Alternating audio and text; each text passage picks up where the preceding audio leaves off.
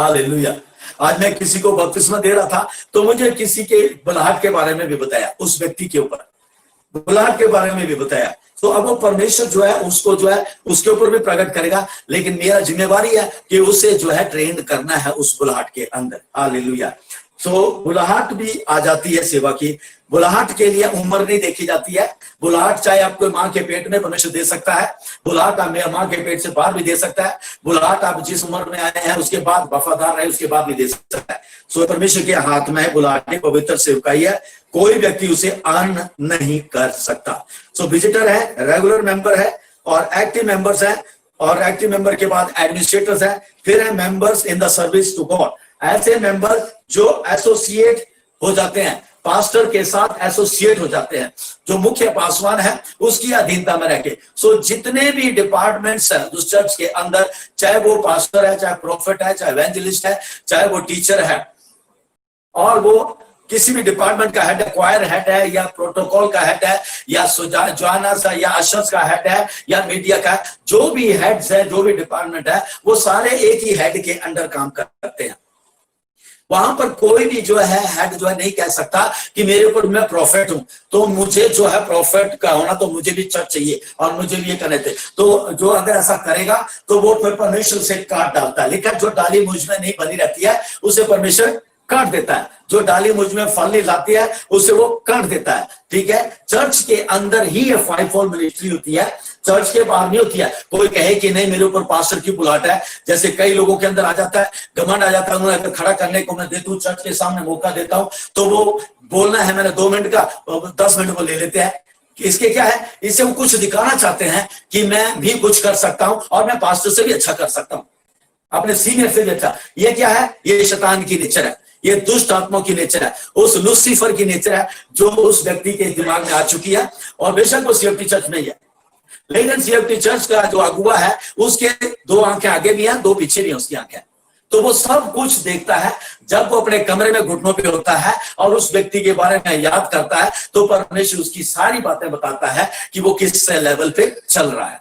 सो आप इस चर्च के अंदर रह करके जो है, अगर कोई ऐसा बात करता है, जो आज मैंने सुबह भी सिखाया कि जो चर्च के अंदर झूठे भविष्यवक्ता और झूठे टीचर जो होते हैं, जो अगुवे होते हैं या डिपार्टमेंट में जो लोग होते हैं जो चर्च के सिस्टम के विरोध में चलने लग जाते हैं, वो आप ही अपने ऊपर दंड को ले आते हैं, आप ही अपने ऊपर दंड को ले आते हैं। पास्टर नहीं देता दंड, ना परमेश्वर देता है, बल्कि वो आप ही अपने ऊपर, क्योंकि वो अधीनता में नहीं है और वो जिस हेड के अंडर है, वो जिसका जो अनुग्रह है उनके ऊपर, उसी को ही वो नोच रहे हैं, उसी को ही हर्ट कर रहे हैं, उसी को ही घायल कर रहे हैं।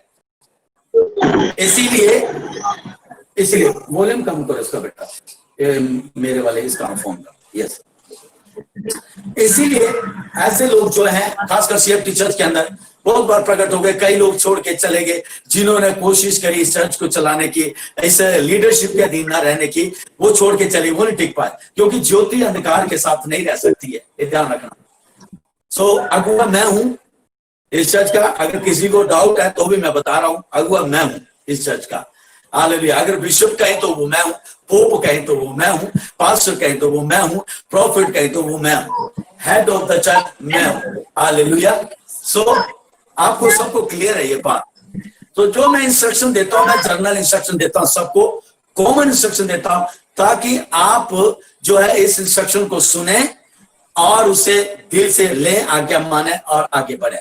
अगर आप इन इंस्ट्रक्शंस को नहीं सुन रहे हैं, नहीं ले रहे हैं और उसके आधार पर नहीं चल रहे हैं और अपने ही सोच को ला रहे हैं, तो मेरे जो लोग हैं चर्च के अंदर, आप ही नहीं है, और भी परिवार है चर्च के अंदर, पूरे इंडिया के अंदर, जिसके साथ होगा तो वो मुझे जो है उस आपके बारे में बता देगा कि इस व्यक्ति का बिहेवियर मुझे ऐसा लगा। अगर अच्छा लगा तो बताएगा अच्छा लगा, अगर बुरा लगा तो वो बताएगा कि मुझे उस व्यक्ति के बिहेवियर से ठोकर लगी। सो प्रियो, मैं उस अगुए उस व्यक्ति के बारे में जो मेरा मेंबर है चर्च का, अगर वो ऐसी हरकतें बार बार कर रहा है तो उसके ऊपर मैं नोटिस में रख लेता हूं। तो इस तरह से इस चर्च के अंदर जो है लीडरशिप को मेंटेन कर रहा हूं। हालेलुया।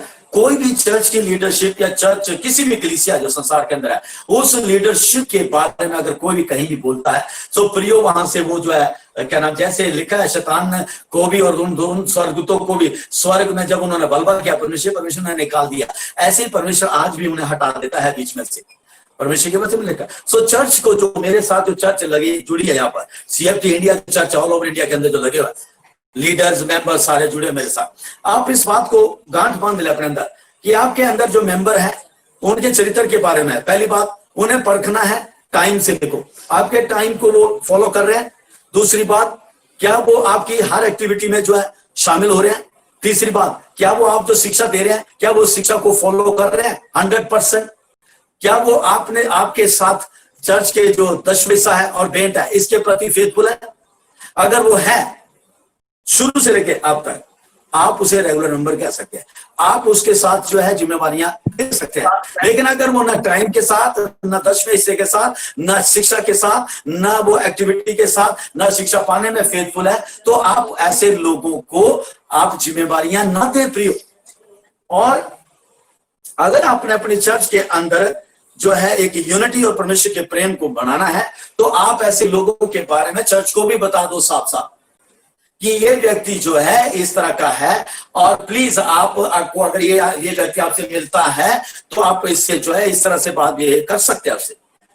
अगर कोई ऐसी बात हो तो आप मुझे बोल सकते हैं हेड ऑफ द फैमिली में। मैं बता रहा हूं जब ये चीजें एक्सट्रीम में होती हैं तब, अगर इक्का दुक्का हो रही है और गलती से हो गई, अनजाने में हो गई है, वो बात अलग होती है। लेकिन एक व्यक्ति बार बार रिपीटेड गलतियां कर रहा है, रिपीटेड। दूसरी बात, उस व्यक्ति का आने से, उसकी प्रेजेंस से आपका स्पिरिट रिएक्ट हो जाता है, ध्यान रखना, पवित्र आत्मा रिएक्ट हो जाता है। तो तुम्हारे अंदर पवित्र आत्मा है, उस व्यक्ति के अंदर नहीं है, उसके अंदर फिर दुष्ट आत्मा कार्य कर रहा है, सीधी सी बात है। सो तुम उसे एक मसीह भाई बहन से ग्रहण कर रहे हैं, लेकिन वो व्यक्ति जो है दुष्ट आत्मा को लेकर आपके बीच में खड़ा है, और आपका आत्मा जो है, आपके अंदर जो आत्मा वो भी रिपेल कर रहा है, उसके साथ ज्यादा टाइम ना लगा। सो वहां पर ज्यादा दिमाग से सहारा ना ले, ना आंखों से सहारा ले, उसी घड़ी अपने आप को परमेश्वर के सामने लाए और रिलीज करें और वहां से हट जाए। और उस व्यक्ति को भी बोल रहे कि सॉरी सर, आपके आने से मुझे शांति नहीं मिलती है, इसलिए प्लीज आइंदा मेरे साथ ना मिले। Full stop.